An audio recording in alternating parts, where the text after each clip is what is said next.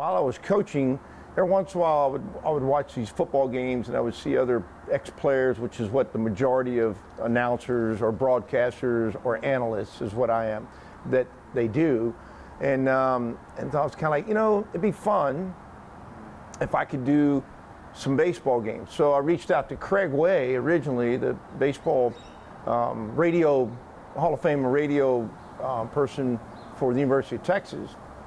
And I was like, hey, I'd really love to do some baseball games. I don't know what I'm doing, but I'd love to do it. And he was like, yeah, let's see what we can come up with.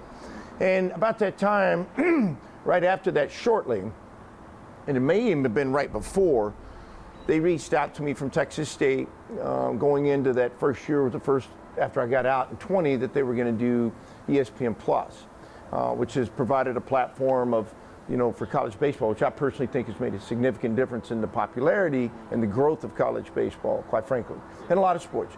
But I came in, I interviewed, basically did a game, the game that we did, the game we played, my last game, I think, or my last season, and I kind of acted as an analyst with Brant Freeman, and it's kind of like a tryout audition, for lack of a better word, I guess.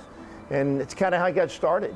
And then after I did a handful of them, I recognized that I was re-engaged with the game I loved all along, but had lost a little bit of that love for, and out of a lot of different things that changed in my life, and from personal to professional to a lot of other things, and of just being tired. I mean, coaching is tiring.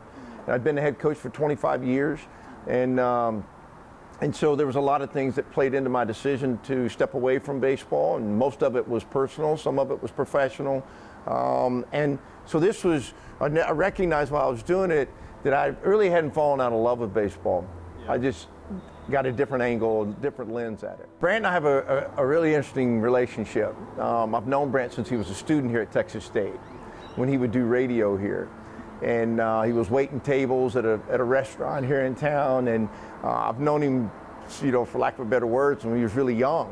And I always thought he had a great future in this. And so when they asked me to come in, it was a natural for me. I'd done radio with Brant in the dugout, and he would travel with us. And so we had a built-in friendship, but also knew what he was like professionally. Now, having said that, when I went to work with Brant the first few times, I'd never done any of this before. Like, I had no clue. The only thing I would do is I would watch pro games, and I would watch how the coaches or how the analysts would do their games, and I would try to pick up. So then I would start watching games and act as an analyst in my couch, trying to at least not, so I wouldn't make a fool out of myself the very first time, first couple of times I was doing it. And, but with Brant, what I've learned, Brant's always prepared, right? So for me, going into a game, I spend anywhere from 30 minutes to an hour before a game, prepping, going over. I read it from a coach's perspective because my angle as an analyst is different than most. Most people are former players or just broadcaster in general. So I try to take it at an angle of from a coach's perspective. So I prepare that way.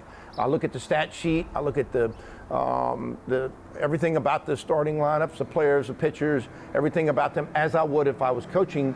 Not as in depth as watching video like I did, but I from a perspective of reading the stats and everything. And so with Brant, I knew he was prepared, so I knew I needed to be prepared as well.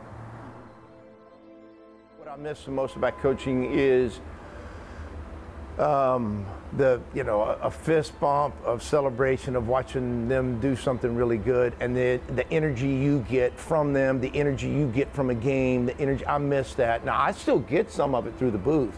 I mean, I'm locked into it when I'm doing the game, and I get some of that energy, but not the complete energy. It's nothing like being in that dugout, which is one of the most unique places in the whole wide world, and truly one of the most special, little places in the world. And I miss that interaction with the players when they succeed. I miss it when the team succeeds at something, and that feeling euphoric feeling you get from watching something like that, being a part of something like that. I do miss that part. But that's hard to emulate in any other thing that you do. outside of watching your children do something. And so, yeah, I miss that part of it.